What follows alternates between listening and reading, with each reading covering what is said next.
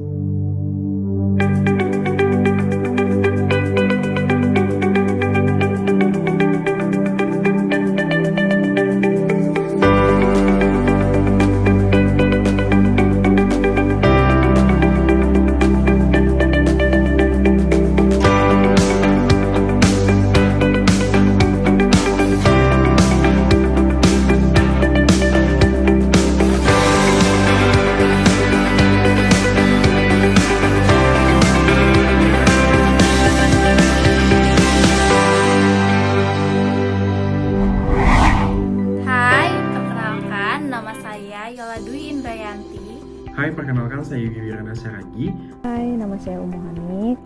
Hai, perkenalkan saya Yola Natania. Hai, perkenalkan nama saya Victor Ristianto. Kami dari kelompok 10 mata kuliah Perancangan dan Pengendalian Pemasaran, kelas karyawan dari Perbanas Institute. Di sini kami akan membahas secara singkat analisa STP 7P Bank Syariah Indonesia yang berhasil membawa BSI masuk ke dalam 10 bank syariah terbesar di dunia dalam waktu singkat, yaitu 2 tahun saja. Video ini merupakan tugas akhir untuk mata kuliah Perencanaan dan Pengendalian Pemasaran yang diampu oleh Bapak Dr. Andes Siswandi Kulipah, MM. Adapun pada mata kuliah ini kami sebagai mahasiswa mempelajari pengetahuan yang dibutuhkan untuk menerapkan strategi pemasaran jasa yang berfokus pada pelanggan dan strategi untuk meningkatkan kepuasan dan retensi pelanggan melalui pelayanan sehingga dapat membawa Bank BSI sebesar saat ini.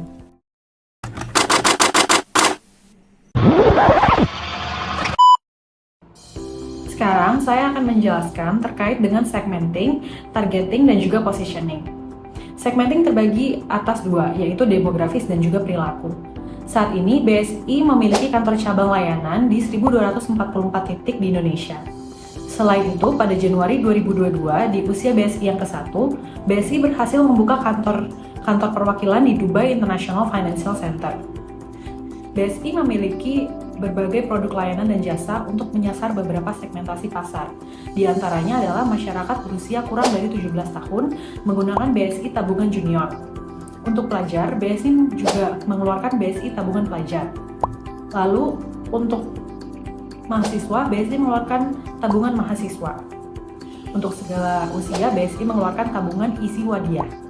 Untuk para pebisnis, BSI mengeluarkan tabungan bisnis, dan untuk UMKM, BSI juga mengeluarkan pembiayaan UMKM. BSI juga memperluas ekspansi segmen konsumen dengan mengacu pada kinerja pembiayaan rumah melalui platform digital untuk menyasar generasi milenial. Untuk segmentasi perilaku, nasabah yang memiliki perilaku sadar investasi, yaitu deposito falas dan rupiah. Nasabah yang sedang merencanakan keuangan, BSI juga mengeluarkan BSI Tabungan Berencana. Diperuntukkan bagi nasabah yang memiliki keinginan untuk menunaikan ibadah haji melalui BSI Tabungan Haji Indonesia. Bank Syariah Indonesia menghadirkan layanan dan solusi keuangan syariah untuk berbagai segmen nasabah seperti UMKM, retail, komersial, wholesale syariah, sampai korporasi, baik untuk nasabah nasional maupun investor global. Dan yang kedua, saya akan membahas terkait dengan targeting. BSI terus berinovasi menciptakan produk yang mampu memenuhi seluruh kebutuhan, baik personal, bisnis, ataupun investasi. BSI juga memberikan produk atau jasa, baik dana maupun pinjaman sesuai dengan kebutuhan customer. Dengan berbagai pilihan disertai dengan fasilitas layanan terbaik, sehingga customer dapat memperoleh seluruh kebutuhannya melalui Bank Syariah Indonesia. Yang ketiga, positioning. BSI memposisikan perusahaannya sebagai market leader di sektor syariah dan sebagai bank anti riba dengan sistem bagi hasil yang adil. BSI juga merupakan satu-satunya bank kustodian yang berstatus sebagai bank syariah di antara 18 kustodian yang ada di Indonesia saat ini. BSI juga menargetkan agar dapat masuk ke dalam 10 bank syariah terbesar di dunia.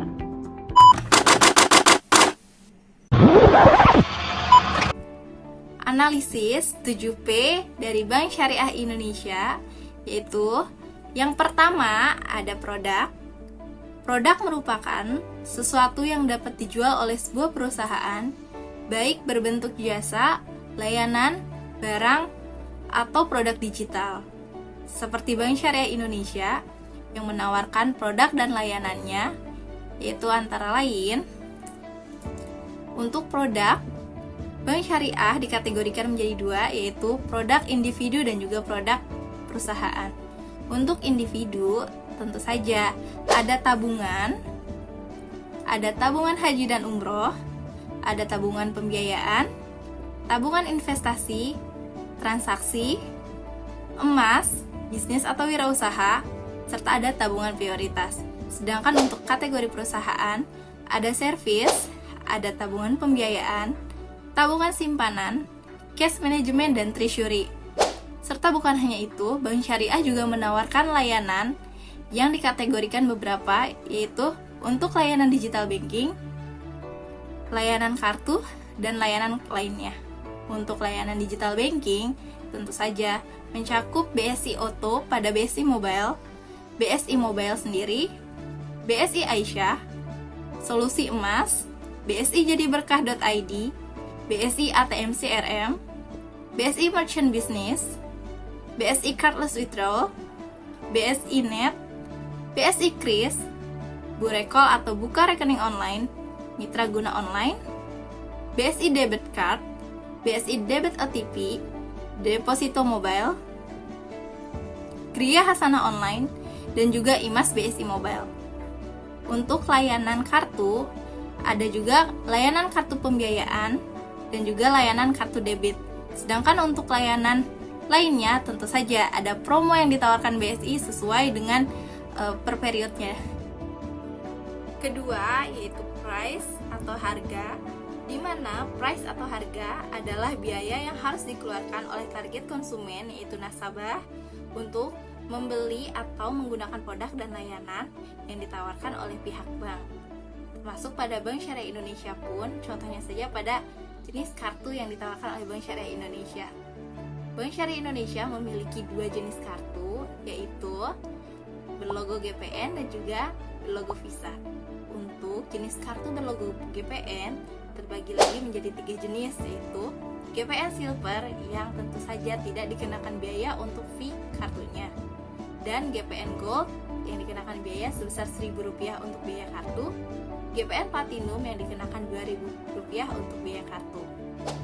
Berbeda dengan kartu berlogo Visa, tentu saja ada lagi beberapa jenis seperti Visa Silver, di mana dikenakan biayanya yaitu sebesar Rp1.000 untuk biaya kartu, untuk Visa Gold yaitu Rp2.000 untuk biaya kartunya, Visa Platinum yang dikenakan sebesar Rp3.000 untuk biaya kartu, serta Visa Priority yang tidak dikenakan biaya untuk biaya kartunya. Itu beberapa jenis untuk price dari ATM yang ditawarkan oleh Bank Syariah Indonesia. Nah, untuk info lebih lanjutnya mengenai detail produk dan juga price yang ditawarkan oleh Bank Syariah Indonesia dapat dicek melalui situsnya di Bank Syariah Indonesia atau dapat mendatangi cabang terdekat di lingkungan kalian atau di daerah kalian. Flash mengacu pada lokasi di mana konsumen dapat menemukan, menggunakan, mengakses, atau membeli produk yang telah disediakan. Kantor pusat Gedung Lee Tower Jalan Gatot Subroto nomor 27 merupakan kantor pusat Bank BSI yang terletak di Kecamatan Setiabudi, Jakarta. Terdapat 1.244 kantor cabang dan kantor cabang pembantu serta 1.785 ATM yang tersedia di seluruh pulau Sumatera, Jawa, Kalimantan, hingga Papua. Selain itu, Bank BSI telah membuka perwakilannya di Dubai International Financial Center atau di IFC. Bagian 4, promosi. Promosi adalah cara untuk mempromosikan produk dan layanan bank agar dapat menjangkau target market, sehingga menaikkan rasa ketertarikan calon nasabah untuk menaruh dananya di Bank BSI. Promosi menggunakan katalog, papan reklame, brosur, iklan TV, dan lain-lain. Namun karena perkembangan teknologi, banyak perusahaan yang memilih untuk menggunakan strategi promosi digital, yaitu dengan menggunakan media sosial, website, iklan pay per click, atau yang lainnya. Yang selanjutnya nomor 5 yaitu proses. Proses untuk menjadi bank nasabah BSI sangatlah mudah. Bank BSI memberikan kemudahan bagi calon nasabah ataupun nasabahnya sendiri. Untuk menjadi nasabah baru, nasabah cukup datang ke kantor BSI terdekat, lalu melengkapi persyaratan administrasi yang diperlukan. Selain itu, pendaftar calon nasabah juga dapat mendaftarkan dirinya melewat aplikasi mobile BSI tanpa perlu datang ke kantor cabang. Setelah menjadi nasabah BSI, maka nasabah berhak atas layanan dan fasilitas yang ditawarkan dari masing-masing produk Bank BSI. Yang keenam adalah people. Bank BSI dipimpin oleh manajemen dan didukung oleh sumber daya manusia yang sangat handal. Hal ini mutlak diperlukan, mengingat perbankan adalah bidang yang sangat highly regulated dan tingginya persaingan di sektor perbankan, terutama di sektor data keamanan nasabah. Selain tuntutan dari tingkat kesalahan yang minimal, penerapan manajemen risiko yang tepat juga diharapkan dapat melindungi Bank BSI dari risiko finansial yang nantinya akan cukup besar dampaknya terhadap perusahaan. Saat ini, Bank BSI memiliki lebih dari 10.000 pegawai generasi milenial yang siap menjadi agen-agen literasi keuangan syariah di lebih dari 1.400 kantor cabang Bank BSI di seluruh Indonesia. Selain itu, dukungan penuh juga diberikan oleh Bank BSI kepada talenta-talenta Bank BSI untuk dapat melanjutkan pendidikan mereka ke jenjang master ataupun doktoral. Hal ini mutlak dilakukan untuk mendukung profesi mereka sebagai syariah bankers. Yang ketujuh dan yang terakhir adalah physical evidence. Kalau kita bicara tentang physical evidence, ada yang sangat unik dari Bank Syariah Indonesia. Karena apa? Karena ada dua warna yang sangat dominan yang kalau kita lihat kita sudah tahu bahwa ini adalah Bank Syariah Indonesia, yaitu warna hijau dan kuning yang sangat dominan terlihat dari eksterior maupun interior Bank BSI. Suasana di dalam ruangan Bank BSI sangat sejuk dan kental akan unsur Islami. Pada tembok-tembok biasanya terdapat hiasan-hiasan berupa kaligrafi. Selain itu, terdapat juga sebuah televisi yang biasanya menampilkan live report dari Masjid Al-Haram di Arab Saudi Mekah dengan background ataupun dengan lantunan ayat-ayat suci Al-Quran. Selain itu, Bank BSI juga selalu berupaya untuk meningkatkan kualitas layanan mereka. Hal ini didukung oleh seluruh karyawan mereka, baik dari lini satpam, customer service, teller, kasir, hingga bagian back office mereka. Dan diharapkan physical evidence dari Bank BSI ini menjadi pembeda dengan bank-bank syariah lainnya. Berdasarkan analisis yang telah kami buat, penerapan STP dan 7P pada Bank Syariah Indonesia sudahlah sangat tepat. Usia belia tidak menghalangi Bank BSI untuk memberikan yang terbaik kepada seluruh stakeholder dan nasabahnya.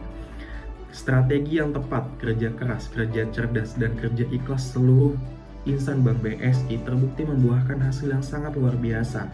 BSI berhasil tumbuh signifikan dari sejak ia didirikan di tahun 2021. Demikian analisis kami mengenai strategi STP dan 7P dari Bank Syariah Indonesia. Terima kasih telah menyaksikan video kami. Semoga melalui video ini kita bisa memberikan manfaat dan ilmu-ilmu baru untuk kalian para penontonnya. Terima kasih.